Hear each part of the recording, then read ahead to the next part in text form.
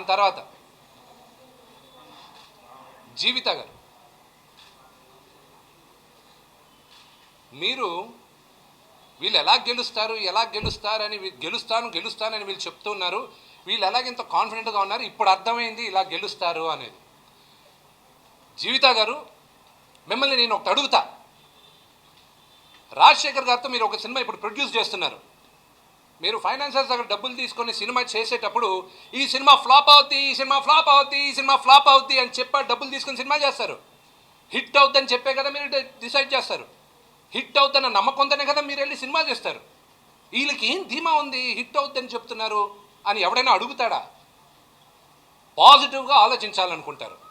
ఏం ప్రకాష్ రాజ్ గారు చెప్పలా బహిరంగ మీ ఇంటర్వ్యూలో ఏదో ఆయన గెలిస్తే, అది ఎలాగో జరగదు, గెలిస్తే ఫస్ట్ ఫోన్ కాల్ నాకు చేసి దాని తర్వాత ఆయన నా ల్యాండ్లు ఎక్కడ చూసి పెట్టానో అడుగుతాడంట. డన్.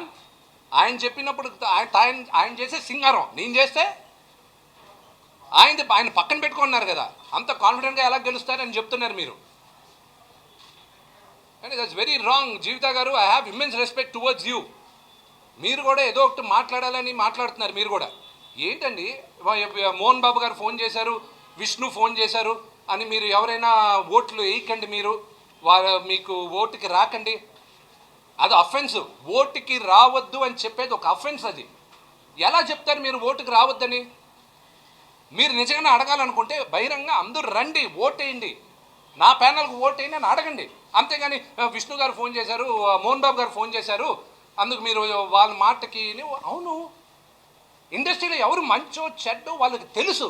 అందుకే మీరు సెకండ్ టైం ఫోన్ చేసినప్పుడు లేదు మోహన్ బాబు గారు ఫోన్ చేశారు, లేకపోతే విష్ణు ఫోన్ చేశాడు, వాళ్ళకి మాట ఇచ్చాను. ఎందుకు మాట అన్న పలిక ఇక్కడ వస్తుందంటే ఇది ఒక కుటుంబం. బయట ఎలక్షన్లో అయితే మేము మాట ఇచ్చాం, మేము వేస్తాం అని అనరు.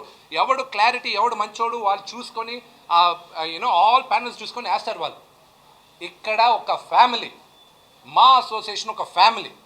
ఇక్కడ వాళ్ళు చూసి పలానా వాళ్ళని నమ్మచ్చు నమ్మలేమని వేస్తారు. ఏంటి ఆ మాటలేంటండి? వేయొద్దు అని చెప్తారు మీరు, అంత బహిరంగంగా చెప్తారు మీరు, ఓటు వేయొద్దు వీళ్ళకి వేయొద్దు వీళ్ళకి. 4 రోజుల ముందు రాజశేఖర్ గారు వచ్చి నాన్నగారిని కలిసినప్పుడు ఏమైంది? Let them know uncle, let them know. 4 రోజుల ముందు రాజశేఖర్ గారు వచ్చి నాన్నగారితో చెప్పనే ఉండి అంకిల్, వాట్ ఇస్ రాంగ్? వాళ్ళు అసలే కొట్టుకు చేస్తున్నారు లోపల వాళ్ళే ఓడిపోతున్నాం అని. మళ్ళీ మనం ఎందుకు 4 రోజుల ముందు రాజశేఖర్ గారు వచ్చి నాన్నగారితో ఏం మాట్లాడారో రాజశేఖర్ గారిని అడగండి. I will not say it. అలాగున్నప్పుడు ఎలా చేస్తారు మీరు ఇవన్నీ? ఎలా మాట్లాడతారు? తప్పు కదా. ఉమ్మడిగా ఉన్న కుటుంబాన్ని మీరు ఎందుకు why are you trying to divide అస్?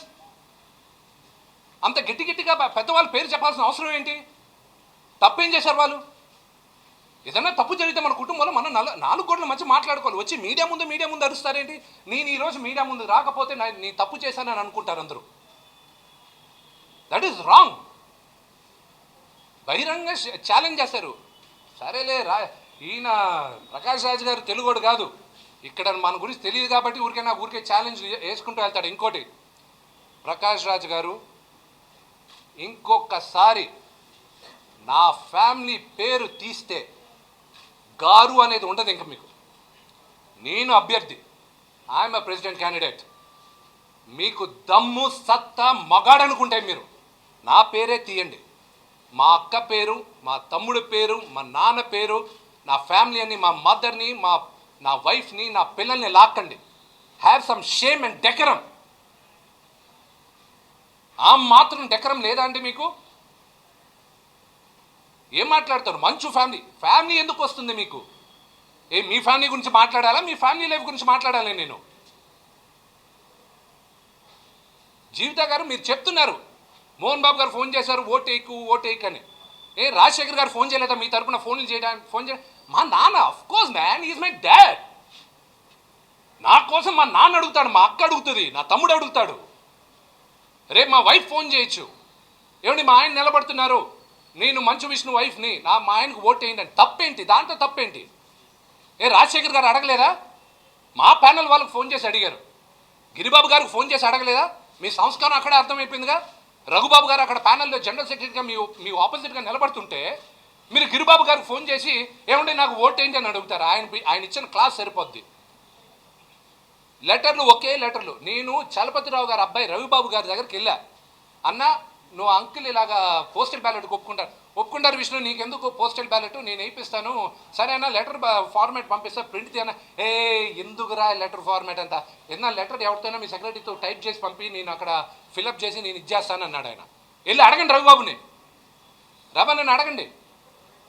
నా ఫ్యామిలీ పేరు ఇంకోసారి తీస్తే ఎవరికి మర్యాద ఉండదు. చూడండి శ్రీకాంత్ గారు నాకు మీరు చాలా ఇష్టం, ఆ ప్యానెల్లో ఉన్న హేమ గారు ఇష్టం, బెనర్జీ గారు ఇష్టం, ప్రతి ఒక్కరూ ఆ ప్యానెల్లో 90% మంది మనం అందరం 10వ తేదీ తర్వాత మొహాలు చూసుకోవాలి.